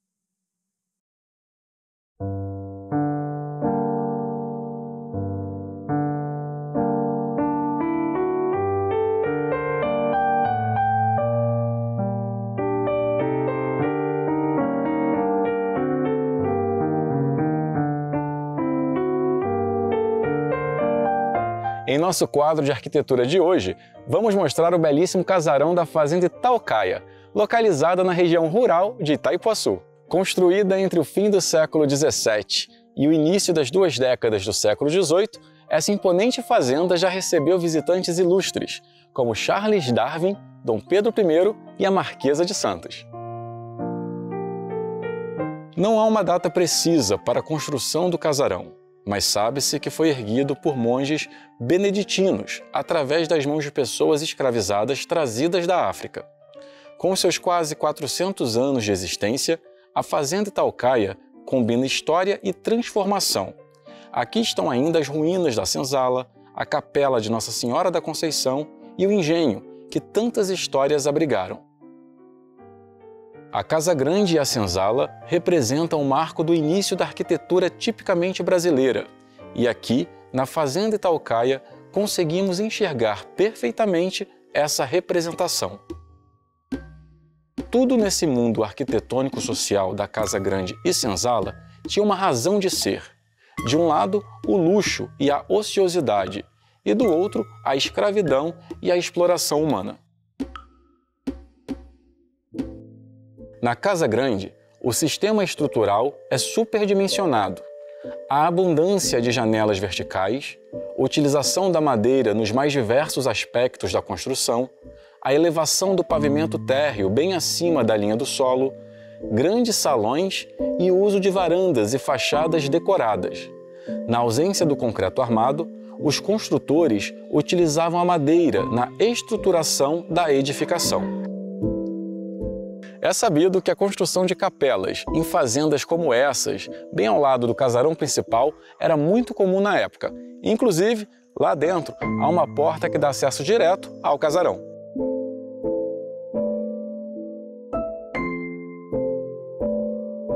Ainda na capela, podemos ver 2 altares laterais.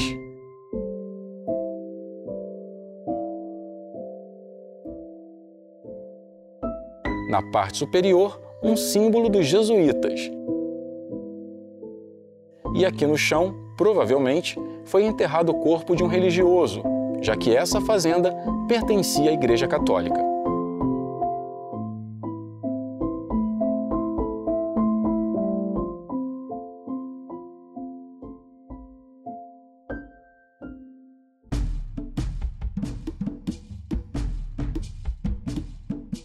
Agora estamos exatamente nas ruínas das senzalas. Essas entradas maiores não existiam na época.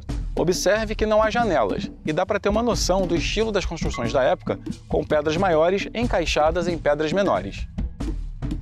Como a senzala era uma espécie de habitação ou alojamento para os escravos, a sua construção obedecia padrões pobres e de muita simplicidade. Aqui dá para sentir um pouco da energia de dor e sofrimento das pessoas escravizadas. É surreal.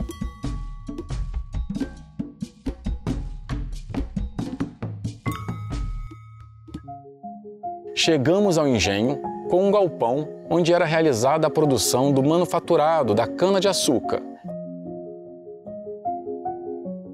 e onde ainda se mantém de pé a antiga chaminé. Isso aqui é um achado. Essa é uma peça simbólica muito importante na história da produção de açúcar no Brasil. É a forma de açúcar. Ela era preenchida com açúcar bruto e permanecia em um processo de decantação. E uma curiosidade, foi a partir da forma de açúcar que veio a inspiração para o nome de um dos principais pontos turísticos do Rio de Janeiro, quiçá do Brasil, o Pão de Açúcar. É só inverter a base que nos remete à rocha na Urca.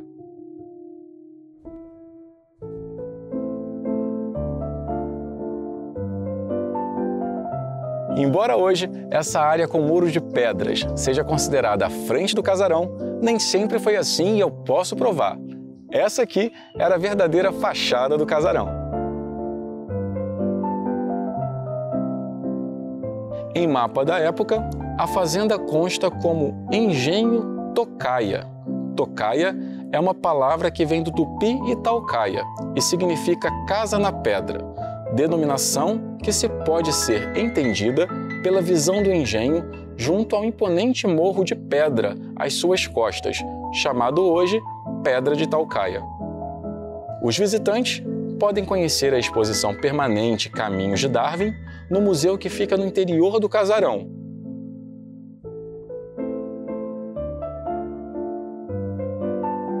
A Fazenda Itaucaia fica localizada na Avenida Itaucaia Valley, lote 03, quadra 89.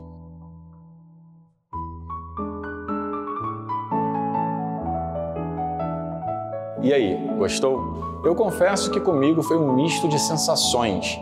É impossível não se conectar de alguma forma com a energia desse lugar. Então venha conhecer, você não vai se arrepender.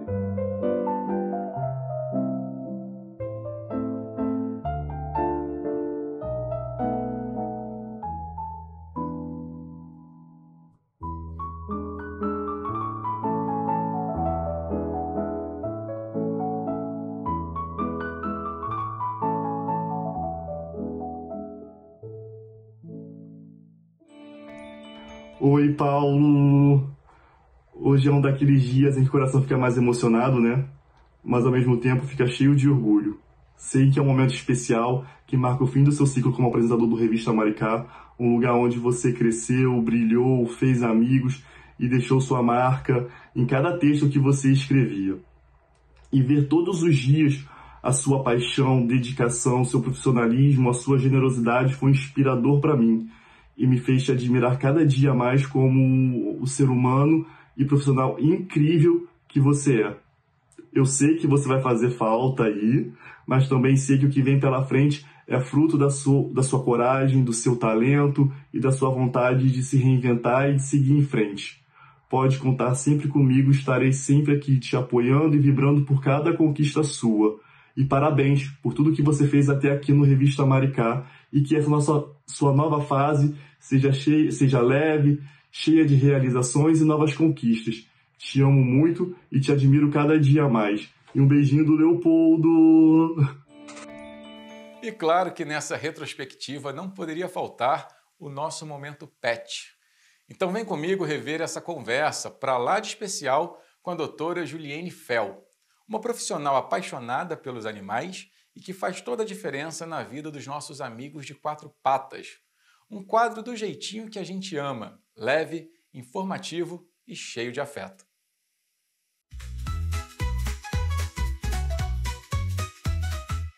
Hoje, o nosso momento pet é dedicado aos felinos. E para isso, vamos conversar com a veterinária especializada em psiquiatria felina e comportamento avançado, Juliane Fel. Boa tarde, Juliane, seja bem-vinda. Boa tarde, pessoal, tudo bem? Tudo jóia.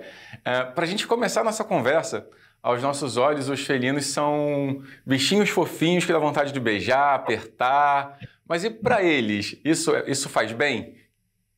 Dá mesmo, né? E a gente tem até um estudo que fala sobre isso, porque como eles são pequenininhos, normalmente, né? O felino doméstico, parece com aquela arquitetura de foi feito para pegar no colo, porque é pequenininho, né? Então é legal ser carregado.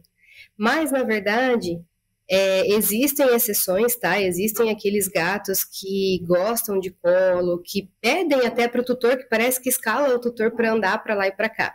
Mas o que a gente tem que tomar cuidado? Normalmente o gato, ele é originário, né?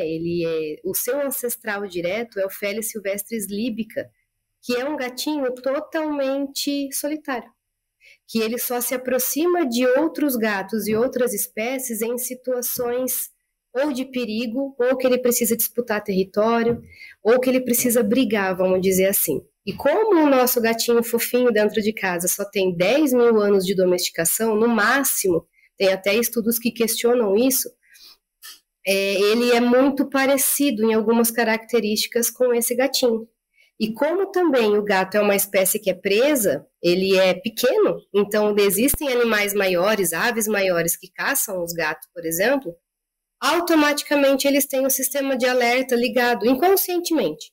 Então, eu não sei se as pessoas já repararam em casa, o gatinho está deitado ali quieto, de repente escuta algum barulho, o gato já dá aquela olhada para depois falar, não, tá tudo bem aqui. Isso informa o que pra gente? Que esse sistema de alerta que fica ligado o tempo todo, quando a gente vai e pega o gato e coloca ele no colo, a gente tira todo o parâmetro que ele tem de tô em cima de alguma coisa, tô no território e tô sob controle do ambiente, que é necessário para a espécie se sentir bem. Então, muitas vezes, quando a gente fica assim, quero pegar o gato no colo, quero ficar andando com o gato para lá e para cá, a gente acaba fazendo um pouquinho mal, porque a gente fica ligando esse sistema de alerta sem necessidade nenhuma. E quer saber uma dica fácil, que a gente consegue perceber se o humano é felícia demais, vamos dizer assim? Como o único lugar que a gente não consegue levantar o gato e sair andando com ele é o banheiro, muitos gatos só se aproximam do tutor quando está sentado no vaso sanitário. Porque o gato já entendeu que ali o tutor não vai parar de fazer o que ele está fazendo para sair andando com ele. Então, quando o tutor senta no vaso sanitário, ele se esfrega no pé, alguns até sobem no colo. E o tutor fala, mas que engraçado, nos outros momentos da casa, em outros locais, ele não faz isso comigo. Por que será?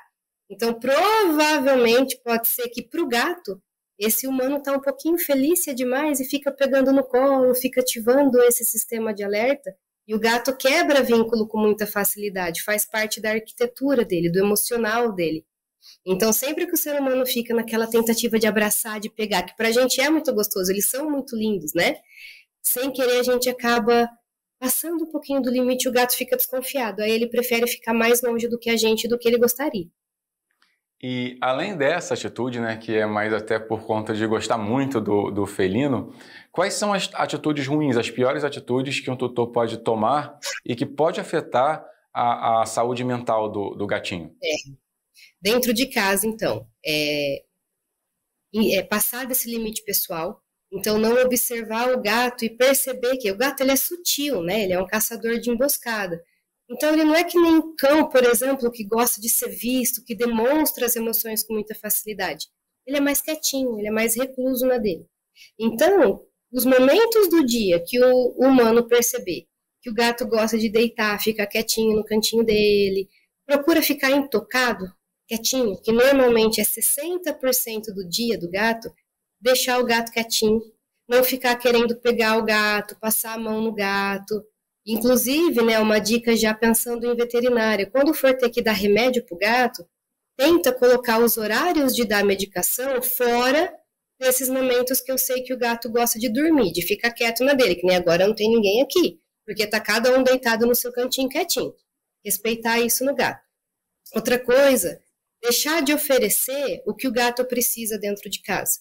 O gato ele é muito diferente do cão. Ele é uma espécie que gosta de ficar no alto. Então, os móveis de gato, né? Ou, de repente, uma cobertinha em cima da cama, uma caixa de papelão num lugarzinho mais quietinho onde o gato gosta de ficar. Não oferecer para o gato essas oportunidades de escolha, de ele ter local confortável para ele ficar sem ser incomodado. O mais longe disso, os banheiros. O gato usa o banheiro sozinho. Ele não gosta de ser incomodado quando ele está usando o banheiro. Então, tem que deixar o banheiro o mais longe possível desses locais. Comida. Onde colocar a comida dentro de casa para o gato. Também é muito importante colocar a comidinha perto de onde o gato gosta de ficar e longe do banheiro. Quando tem mais de um gato, eu preciso sempre trabalhar com o que a gente fala N+1. Que é número de recurso mais 1. Então, todas as coisas que o gato precisa, para vocês terem ideia.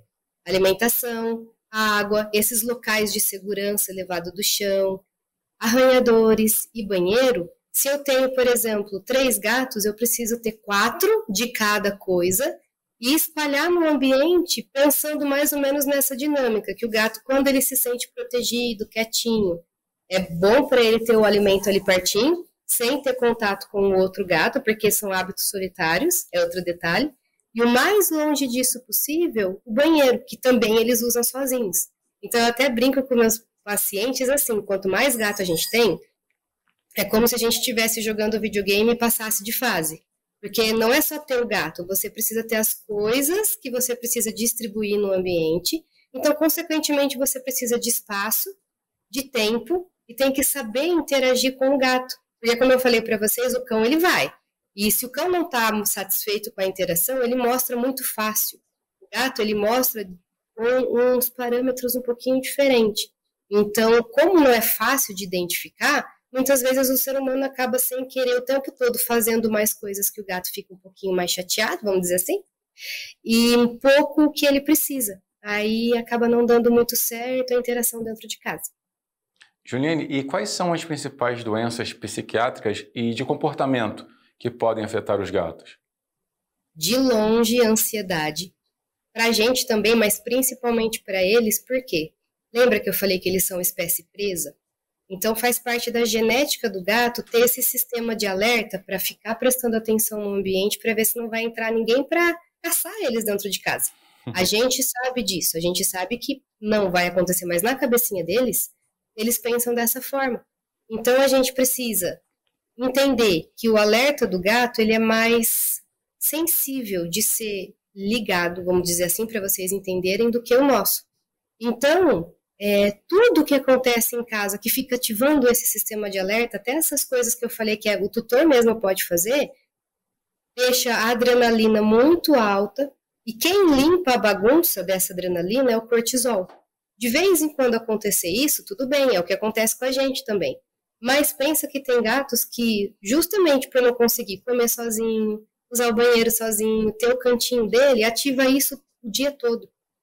Ansiedade, medo, né, a fobia que a gente fala, então ansiedade e fobia são as principais e elas são o combustível para todas as outras, que aí tem bastante. Xixi fora do lugar não é incomum, porque aí o gato se sente tão estressado e vulnerável que ele começa a fazer xixi ou marcar com cheiro de urina, que para ele também é ruim, no ambiente, para ele numa tentativa de desespero, vamos dizer assim, se comunicar com o outro e resolver as relações. Brigas, né, o sistema de alerta e a ansiedade ali. A gente começa a ter problemas de agressão redirecionada, tanto entre gatos, tanto às vezes com gatos e tutores. E depois disso tudo, então, né, de medo, ansiedade, brigas e xixi fora do lugar, eu também atendo bastante problemas de pele. O gato, normalmente, ele já se lambe umas 3 vezes ao dia, vamos dizer assim, normalmente. Só que ele se lamber é muito gostoso, a gente libera monoaminas e coisas, vamos dizer assim, para você entender, que os gatos se sentem bem. Então, eles entendem que toda vez que eu estou me sentindo meio mal, se eu me lamber, eu vou liberar sensações boas. E eles podem começar a se lamber mais do que deveriam e fazer lesão de pele. Então, não é incomum atender gatos que têm problema de pele, falta de pelo, às vezes até machucado pelo corpo, de tanto que se lambe, porque aqui está com a ansiedade muito alta. Essa, então, seria a principal doença, né? E é verdade ou mito que os gatos podem ter o espectro autista? Anota isso de caneta vermelha e passa ali aquele marcador de texto amarelo. É mito. A gente não tem até hoje, dia 10/10/2024, nenhuma literatura que fale assim, gato tem autismo. Eu, como veterinária, formada fora do país pela ISFM em comportamento avançado, pós em psiquiatria, não posso diagnosticar o seu gato tem autismo. Porque não tem nenhuma literatura, não tem nenhum estudo que foi feito no gato, testes, e falou, esse gato tem autismo. O que acontece? Como eu estou explicando para vocês desde lá de trás, né, que o gato tem as suas particularidades bem específicas, por ser bem fiel ao seu ancestral direto, que é uma espécie totalmente solitária, ele está aprendendo agora a dividir o ambiente com outros gatos, com outros cães, com outros animais, com crianças, com gente. Então, alguns gatos são tão específicos nessa dificuldade de expressar o que está sentindo, que eles ficam mais quietinhos no canto. É isso de ter esses comportamentos solitários, eles realmente fazem solitários quando está todo mundo dormindo na casa. Depende muito da mochilinha emocional do gato. Quem é a mãe, quem é o pai, como foi a fase de sociabilização desse gato, que é no máximo até 4 meses de vida, até 9 semanas a literatura fala. Então, às vezes o gato ele é tão particular na forma de demonstrar as coisas, que as pessoas correlacionam com o espectro autismo em crianças e falam, nossa, é muito parecido com o que uma criança faz. Aí surge esse mito de meu gato é autista, mas isso não existe e é até a minha opinião, tá? Um desrespeito com quem tem autismo, fica comparando o animal e falar, o animal tem autismo porque é parecido. Não, é uma doença muito séria em humanos que a gente precisa ter tanto cuidado para manejar, para simplesmente falar que o gato tem autismo. Não pode. Perfeito. Cada gato tem, na verdade, o seu comportamento. Uns mais ativos, outros menos. E aí cabe ao tutor identificar somente esses comportamentos para dar uma qualidade de vida melhor para ele, né? Perfeito. Você falou um pouco sobre o ambiente, preparar o ambiente para os gatos, o que é necessário. Então fala um pouquinho para a gente da importância desses circuitos, desses nichos na parede, até que ponto isso de fato é importante para quem tem gatinho em casa. Para o gato, é mais ou menos tão importante como respirar para a gente. Por quê? O gato ele é arborícola. Então, ele tem grande parte do seu dia, se a gente tiver disponibilidade, ele vai passar pelo alto. Tanto que em caso de pessoas que não têm muito enriquecimento, eles relatam que o gato fica em cima da mesa, fica subindo onde as pessoas fazem comida, no móvel lá da cama, em cima da cama. Por quê? É o gato tentando falar para o teu ser humano assim, olha, aqui é o lugar mais alto desse ambiente, é onde eu vou ficar. Então, o que a gente precisa fazer? Identificar o cômodo da casa que o gato mais gosta. Não adianta eu fazer também enriquecimento lá na cozinha, lá na lavanderia. Eu preciso jogar o jogo do gato. Então, eu vou identificar o cômodo que o gato mais gosta de ficar.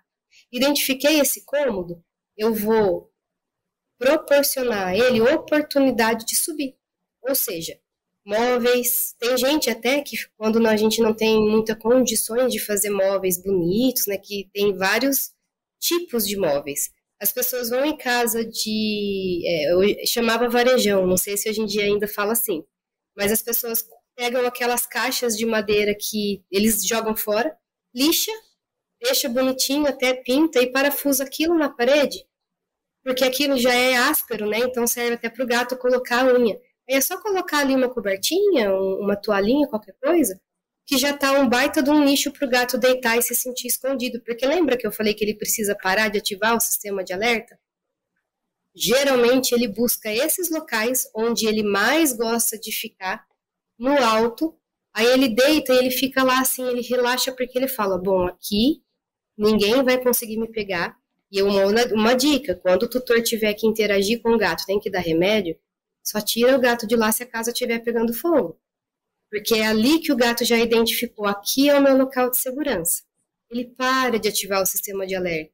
E o que é mais bacana ainda, como ele está tendo uma visão panorâmica do ambiente todo, do alto, ele se sente na vantagem. Qualquer coisa que acontecer no ambiente, ele consegue sair correndo antes para fugir e se proteger em outro local. Isso é oportunidade de rota de fuga. Então, por isso que eu brinquei que para o gato é tão essencial quanto respirar. E duas coisas importantes rapidinho para falar sobre isso. Quando o gato não sobe muito, ou ele não é acostumado desde pequenininho, porque para o gato natural é uma árvore. Aí às vezes as pessoas colocam em casa aqueles nichos pequenininhos que a gente compra em combinhos na internet, o gato não consegue nem ficar em pé em cima, porque o nicho é desse tamanho, ele não consegue usar. Então a gente tem que identificar como que tá, se cabe o gato sentado em cada prateleira e não escorrega.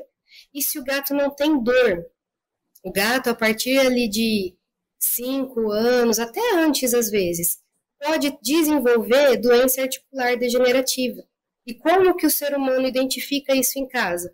O gato para de subir nas coisas, para de fazer as coisas tão rápido como ele fazia. Então, quando as pessoas falam assim para mim, gente, o gato não usa o móvel, é sempre o que eu falo. Primeiro, onde está o móvel? Qual o tamanho?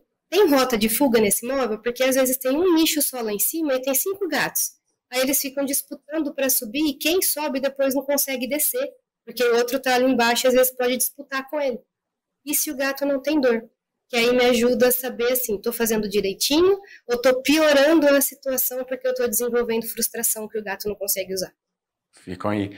E quais dicas, na verdade, quais sugestões você daria para quem está nos vendo sobre brincadeiras e brinquedos para os gatos? É sempre assim. Pensa no natural que a gente não erra.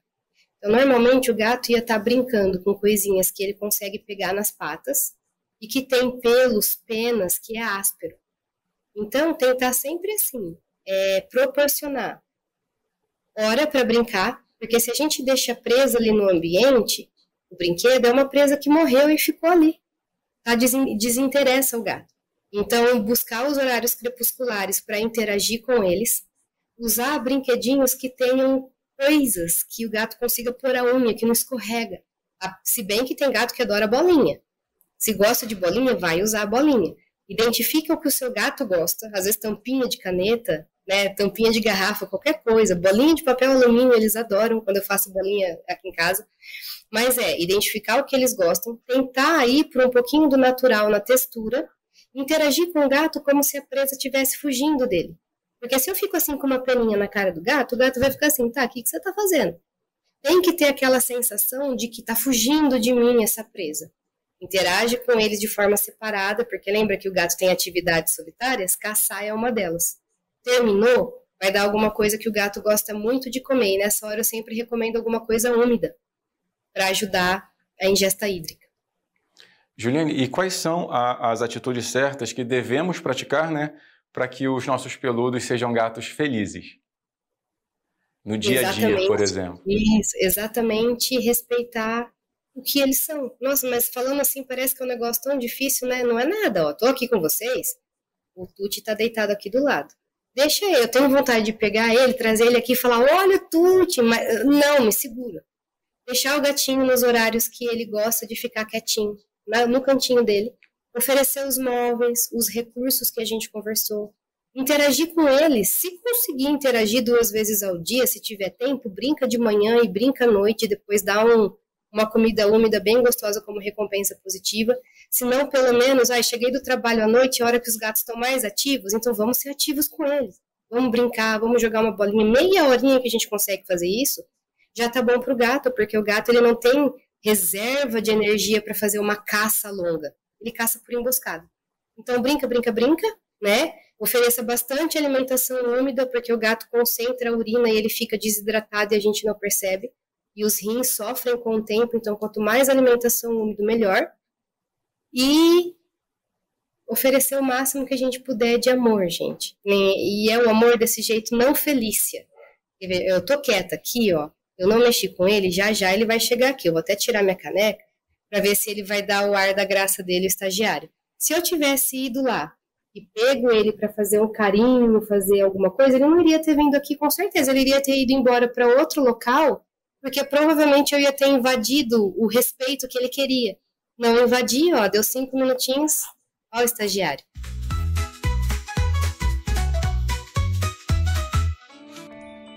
Senhoras e senhores, chegamos ao fim de mais um Revista Maricá. Desta vez, não é só o encerramento de um programa, é também o encerramento de um ciclo da minha vida. Hoje, eu me despeço desse estúdio, dessa equipe incrível e principalmente de você, que me acompanhou com carinho, respeito, uma energia que ultrapassa qualquer tela. Foram momentos inesquecíveis, entrevistas marcantes, histórias que me transformaram e espero de coração ter tocado vocês de alguma forma também. Levo comigo cada sorriso, cada like, cada olhar atento do outro lado da câmera. Saio com orgulho do que construímos juntos aqui. E, acima de tudo, com uma gratidão que não cabe em palavras. Um obrigado mais do que especial a toda a família da TV Maricá pelo apoio, pela confiança e por terem me permitido fazer parte dessa história linda. Levarei vocês comigo sempre. E como disse a grande escritora Maya Angelou, abre aspas, as pessoas esquecerão o que você disse, as pessoas esquecerão o que você fez, mas elas nunca esquecerão como você as fez sentir, fecha aspas. Que os sonhos continuem sendo faróis, que as conquistas nos lembrem da nossa força, que as vitórias sejam celebradas e que a saudade, seja a prova de que valeu a pena. Obrigado, Maricá. Até qualquer dia.